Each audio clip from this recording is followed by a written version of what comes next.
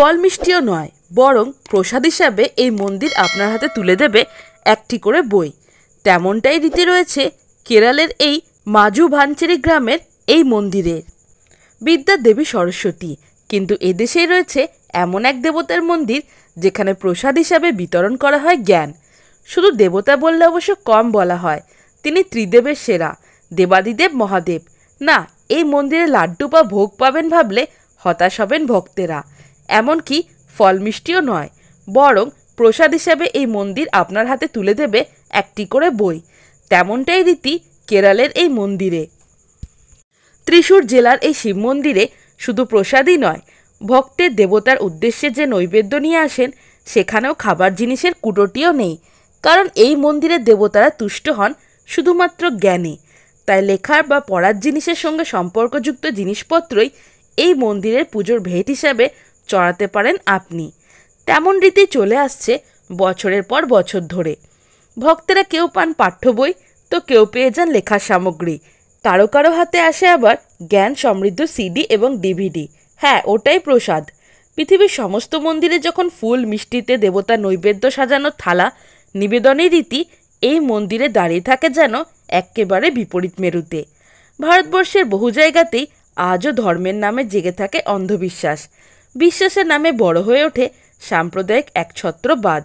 আর এই সমস্ত অন্ধকারের বুকে আলো ফোটাতে পারে শুধুমাত্র শিক্ষা। আজকের বিশ্বে সেই শিক্ষাটুকুরও যেন বড় অভাব। অন্ধবিশ্বাস বা ভক্তির চেয়েও ঈশ্বরের কাছাকাছি মানুষকে নিয়ে যেতে পারে শিক্ষা। আর সেই গভীর সত্যকেই মানুষের হাতে তুলে দিয়ে চলেছে ত্রিশূরের এই শিব মন্দির। মন্দিরে জমতে থাকা পড়াশোনার সামগ্রী তাই পুরোহিতেরা পুজোর পরে বিলিয়ে দেন ভক্তদের মধ্যেই। জ্ঞানের ধর্মই তো ছড়িয়ে পড়া, আর সেই পবিত্র ধর্মেই পালন করে আসছে বছরের পর বছর ধরে এই মন্দিরে। ত্রিশূরের একটি গ্রামে এমন বৈপ্লবিক এক মন্দিরের অস্তিত্ব রয়েছে, এমনকি আজকের এই ধর্মান্ধতার যুগেও, তা ভাবলে অবাক হতে হয় বই কি। প্রতি বছর বিজয়া দশমীতে এই মন্দিরে উপচে পড়ে ভিড়। সবে সবে অক্ষর জ্ঞান হয়েছে যাদের, তেমন শিশুদের নিয়েও ওই দিনটা মন্দিরে জড়ো হন আশেপাশে গ্রামের মানুষ। স্থানীয় বিশ্বাস এতে তাদের পড়াশোনায় মতি হবে। আর নিত্যদিনের পুজো তো রয়েইছে। প্রচারে আলোয় আসার পর এই মন্দিরের ভিড় জমান দেশি বিদেশি বহু পর্যটকই।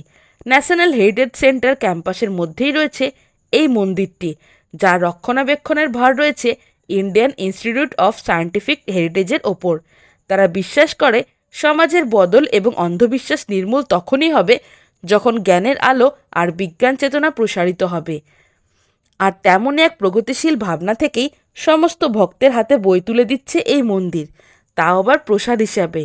আর সেটাই এই মন্দিরের বিশেষত্ব।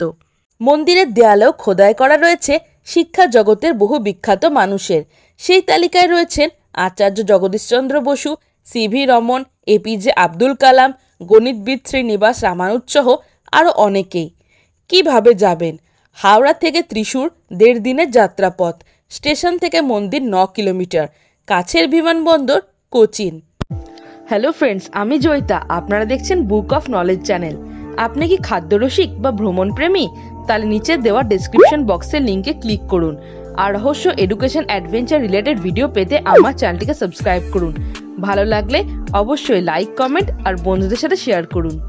তো বন্ধুরা, আজকে আমার টপিক ভালো লেগে থাকলে চ্যানেলটিকে like, comment, share and subscribe করতে ভুলো না।